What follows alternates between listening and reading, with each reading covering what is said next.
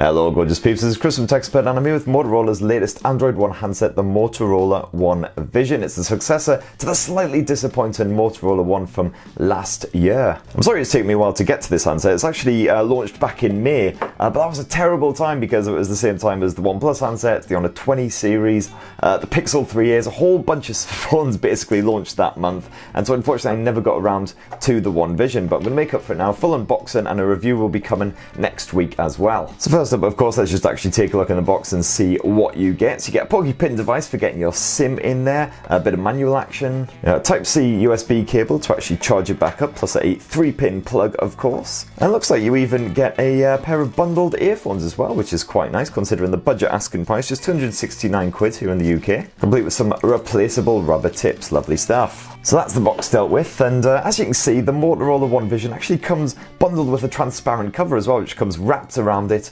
already, which is a lovely little addition. It's great to see Motorola throwing in these little bonus extras despite that sub £300 asking price. Great stuff. So if you don't know anything about the Motorola One Vision, essentially it is a successor to last year's Motorola One, which was kind of disappointing in a couple of key areas, one of them being the camera tech. Motorola has concentrated on that for the One Vision, as you can kind of tell from the name, and so they're really bigging up this new dual lens rear camera, which of course I'll be testing out in full. And because it's an Android One handset, you get a nice clean version of Android with the guaranteed at least 2 years of OS and security updates as well, so it is nice and future-proof. Like pretty much every other smartphone in 2019, it is of course a glass finish here on the Motorola One Vision. It is actually Gorilla Glass here on the back. They didn't specify particularly which version in the specs, but hopefully it should prove nice and rugged. And you can grab it in a couple of different hues. This is the sapphire version, but you can also grab it in bronze if you like. Quite an unusual colour selection there. As you can see there, it's a pretty simple, straightforward design, but I actually quite like it. I like the way you get these nice lighter tones as you get towards the curved edges there. It actually feels quite nice in the hand, despite the fact that it's a 6.3-inch smartphone. Of course, as with all glass handsets, it will scuff up quite a bit, but hopefully the fact that it is mostly quite a dark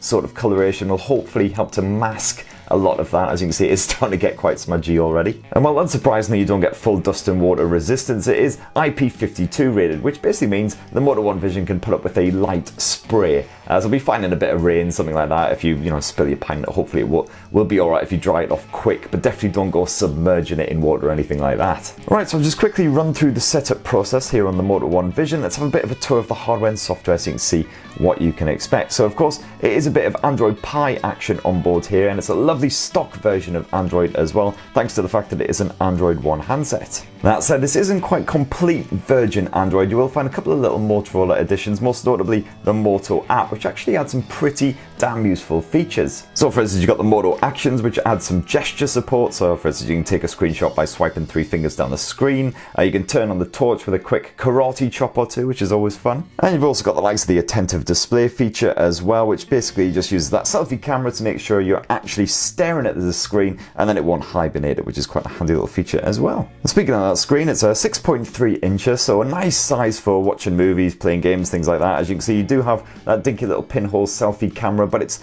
wedged up there in the corner, sort of fairly unintrusive, despite the fact you've got obviously quite a thick border around it.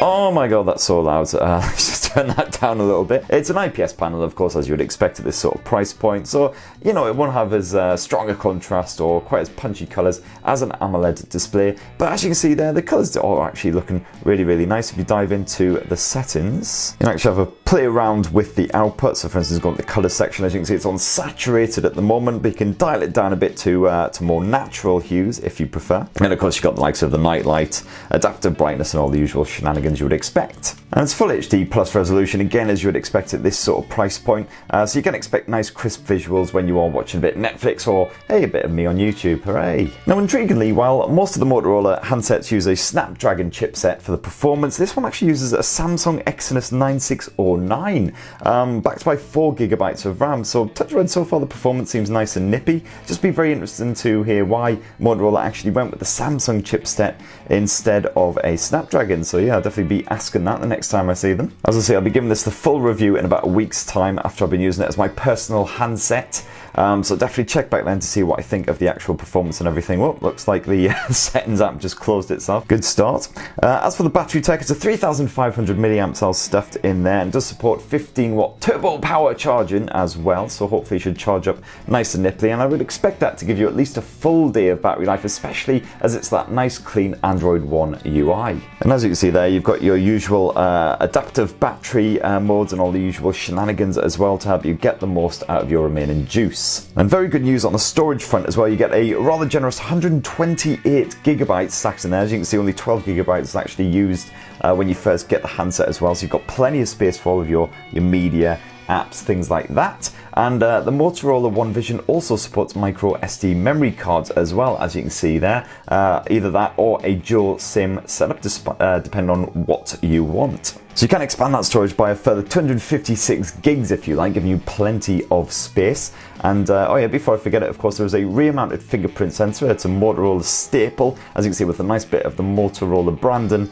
built into it as well. And just a quick tap of that, and you're straight into your desktops, nice and quick and easy. Of course, the bit of the Moto One Vision that I'm most intrigued by is this new dual lens setup. As you can see there, clearly marked, it's a 48 megapixel primary lens. It's f1.7, and it's got optical image stabilization built in as well, which is pretty solid for this price point, and that's just backed by a 5 megapixel depth sensor. Now, if you've used a Motorola smartphone in recent times, you'll know exactly what to expect from the camera app. It's pretty straightforward stuff, but you've got some pretty decent features packed in there as well. You start off in full auto mode. Of course, you do have manual controls if you want them, so you can piddle about with the likes of the white balance, the ISO levels, that kind of shenanigans. You've got the likes of the active photo feature, which just captures a little snippet of video with every photo that you take, just to bring your gallery to life as you're flicking through. You've got, of course, HDR controls and everything. It does have full HDR auto mode as well, which is handy, so it'll choose when to activate it. You can switch up to video nice and easy with just a quick tap there, and I believe you can shoot up to 4K resolution footage. Yeah, as you can see there, or full HD at 60 frames per second. Nice stuff. And one of the camera features that's traveled across to the Moto One Vision from the Moto G7 Plus is the AI mode. As you can see here, you've got auto smile capture, but more interestingly, you've got the smart composition feature. And what this can do is it can basically automatically apply the rule of thirds, as you can see there, so it can crop into a photo and just get it looking really, really nice. Go check out my full Moto G7 Plus camera review if you want to know more on that, and I'm aiming to get a full Moto One Vision camera review up very, very shortly. And of course, as usual, we've got a selection of bonus modes as well. I really like the spot color mode. That's pretty good. That can basically just isolate a particular color and make everything else monochrome. So for instance, nice bit of free advertising for OnePlus here.